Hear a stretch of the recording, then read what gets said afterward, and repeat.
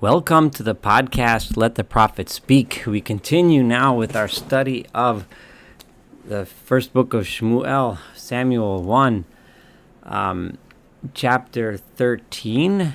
We are up to verse 15. We will complete the chapter today.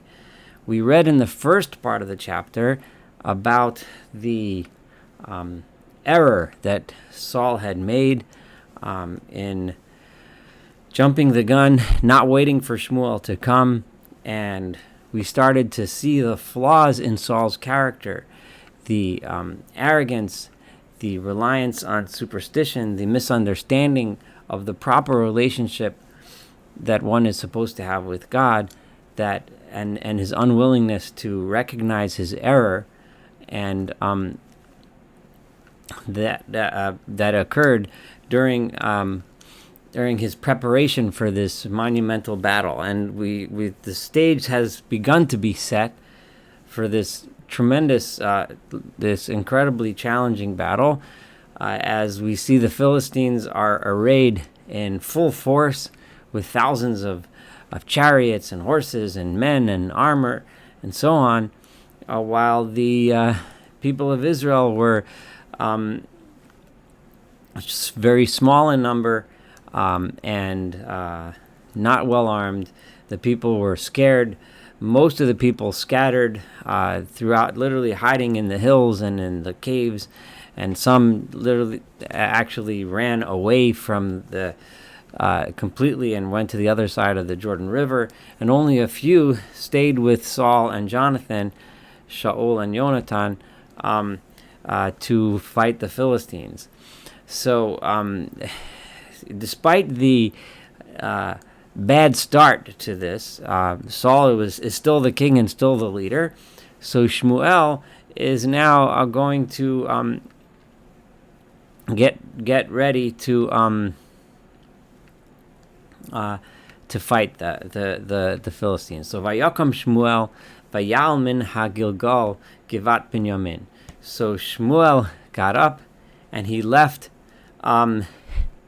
for Gilgal. He left Gilgal and he went to Givat Binyamin, which was the place. So he went up from Gilgal, which is lower, and it's in the Jordan Valley, and he went up towards the high place in the hill country of Benjamin, to Givah, which is where Jonathan was, which is where the battle had started to brew because of Jonathan's attack on the Philistine garrison there. So Vayifkod Shaul et ha'am hanimsoim imo, and Saul counted out and lined up the soldiers that were with him, whoever was left.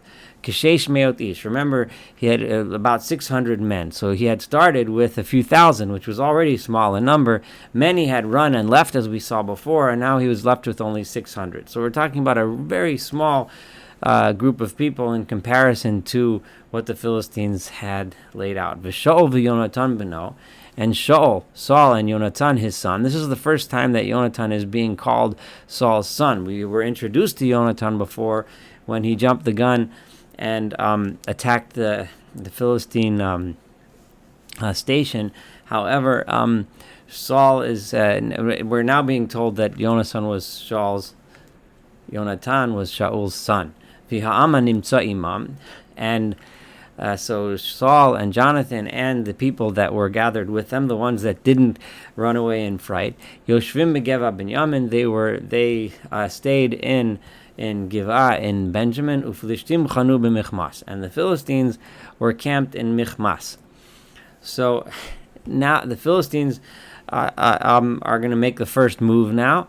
So Vayetze Hamash. So they sent out raiding parties to basically feel out the people of Israel, see where attack, find out what their defenses are, find out how many soldiers there are, find out how are they, what are we up against. So the Philistines, Vayetze Hamashchit, the mashchit literally means the destroying party. So we're talking about a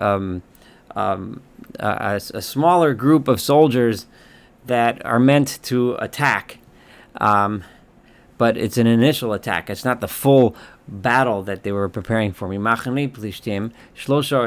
out in 3 parties from the camp of the Philistines.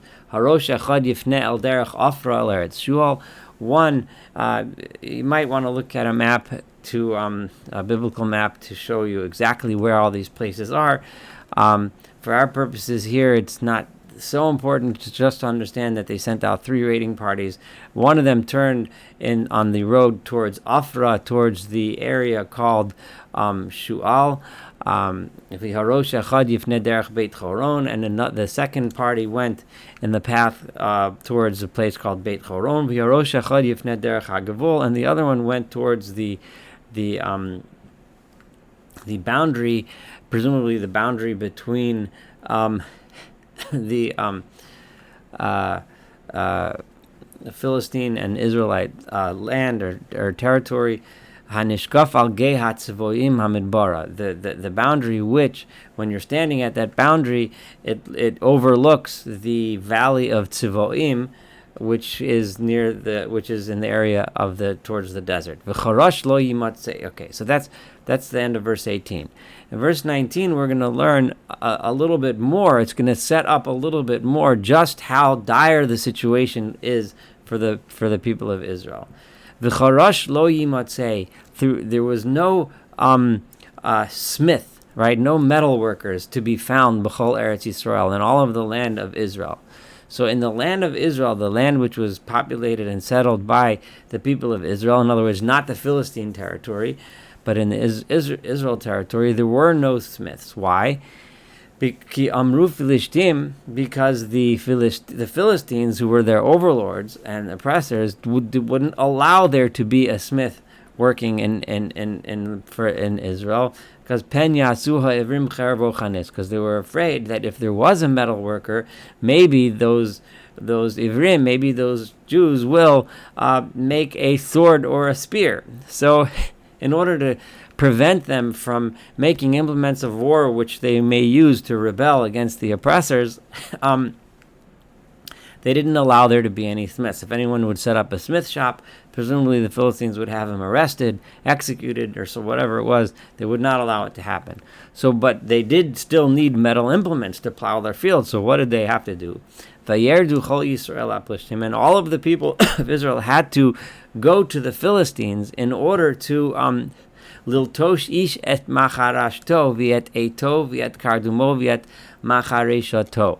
For each person to have these instruments, these are farm implements. Exactly what they are is not that important, but a macharesha is a plowshare. Eto is another farm implement.